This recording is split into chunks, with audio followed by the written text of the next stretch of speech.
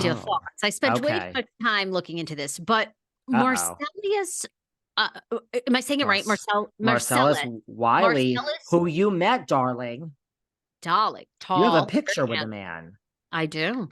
Very nice, although it was very brief talk, so I can't really assess his personality. But, you know, this not toothless. At the old homeless, not toothless. So anyway, this was a big story for a moment. And then, I don't know, then I listened to his YouTube retort, and I thought, well, he might have some good points. Okay, so Marcellus has, you know, very famous football player, now going to be on RHOBH, accused of sexual assault by a woman in college where he was at, oh my God, was it Columbia? I mean, I think Columbia school. Yes. And playing football. And if you read the stuff, it says that the woman reported it and it was like victim shaming. He was like a big football star and they were just kind of like swept in under the rug. And they were like, oh, okay, well, you know, what do you mean he tried to, you know, sexually assault you? And what do you mean? And they kind of swept in. That's what that article says. But go on. I didn't mean to interrupt you. She says that basically she was sexually assaulted by him, that there were other people on campus that had been assaulted by him too throughout his college years. But it sounds like is not originally from the United States. And to your point, the college tried to tell her, oh, you know, he did not rape you. You know, you're just from a different country. You mistook, you know, you misunderstood. It's like, I think that's like universal, but I think rape is rape in any country, but sure, go on. During his time at the elite school 29 years ago, according to the lawsuit. Now, the victim, a sociologist with a focus on race and culture, filed the lawsuit in New York Supreme Court, accusing Wiley, 48, of attacking her in the fall of 1994.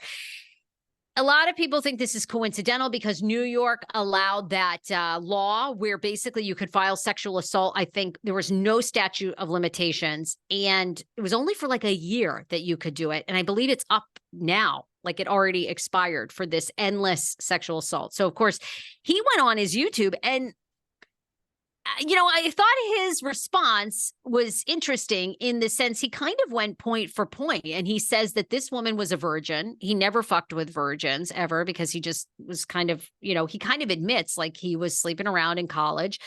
And he says somebody had to sign him into her dorm. So someone was aware. They checked him out.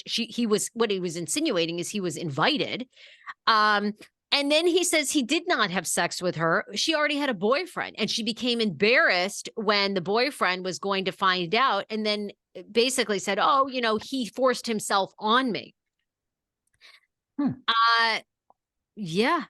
Now she alleges the now Ivy League professor claims she and Wiley were friends when he invited himself to her living quarters, telling her he wanted to listen to music and eat dinner together. The plaintiff set clear boundaries with a 250-pound football player, telling him she was a virgin and was not interested in having sex with Wiley. Ain't nobody trying to have sex with no virgin. Don't worry. I got you. Just coming to hang out while I eat. I don't even have condoms on me, Wiley allegedly told her while laughing. Wiley, however, almost immediately ripped off the freshman girl's clothes and forced her face down onto a mattress, the documents state. Anyway, if you want to hear his YouTube, he goes point for point about how he's innocent. This is a complete money grab. Coincidentally, she filed 2 days before, you know, the statute was going to be up. She said all these years, and he says it's absolute BS. I don't know.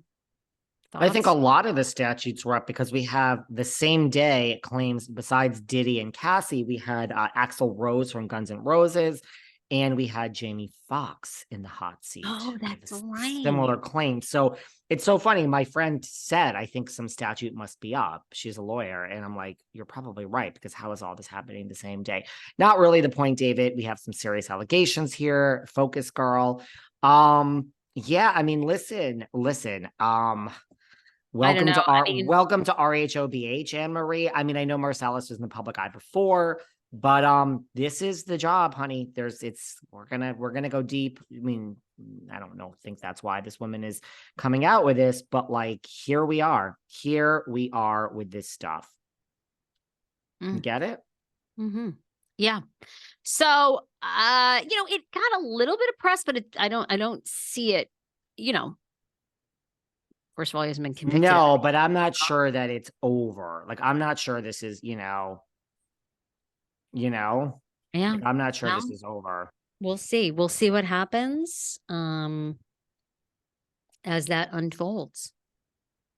Yeah. So that was a big story that was trending. There was something else I wanted to ask you about. And Anne-Marie is here. I mean, she's arriving. I thought it was episode 6, which when this airs will have been 2 days ago, the dinner party from hell. I thought that's when we meet Anne-Marie. Look, it's another thing for Bravo now to deal with, right? You know? Maybe. I mean, they're probably going to already air him unless something like, I mean, this is major, but I mean, Yeah, no, I don't like know. think it's gonna He air.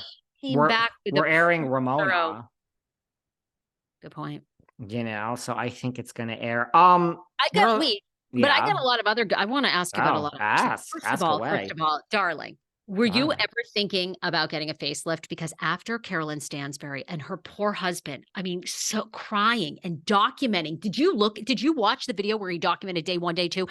I Yes. am never, sweetie. I don't care. It will fall on the floor. I probably have a boob job, but that's about it. Cause I feel like the body is a little bit easier. Boob jobs, I feel like, are easy. Never having a facelift. Did you see that, David? 2 things before I answer that question. First of all, you do not, under any circumstances, need a boob job because you have me in your life with honeylove.com/velvet.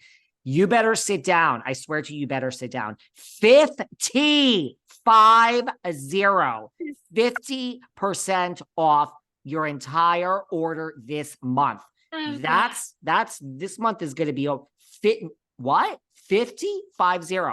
Honeylove.com is the best shapewear. It's revolutionized. It will keep your boobs up. So what are you waiting for? Honeylove.com/velvet. That will save you from the boob job. Second of all, this is going to shock you. Wait, I also have a Honey Love code. TSFS. Oh. Now, I love my friend David, but I mean, show the Sarah Fraser show some love. Throw me a few bones. This man has 18 rooms for his Thanksgiving. I'm in a 2-bedroom apartment. TSFS for 50% off Honey Love as well. Okay, so we both have a Honey Love code. What was I gonna say? Okay, would you ever get a facelift? Be honest. That was, you guys, this video, if you haven't watched it, it is fucking terrifying to watch. First of all, okay, so it is true. Like, she's wrapped up in these facial bandages, right? Her eyes are like slits. She can't even see out. He picks her up from the hospital. She's drugged out. He's so emotional. I mean, my God, let's hear it for the men. Like, he breaks down really as to loves what her. she went through. Like, oh my God, my heart broke for him. He was speechless at how she looked. He was so upset day 2. She was in so much pain. She's sitting up in bed. She can't move. I will say this, by day 4, like, she's up around, she looks pretty decent. I think then it was like day 6, day 7, she looks great. Then she pulls back her hair. Oh, she goes and gets the stitches out of her eyelids. Vomit. Then day 10. Oh, I'm going to get the staples out of the side of my head.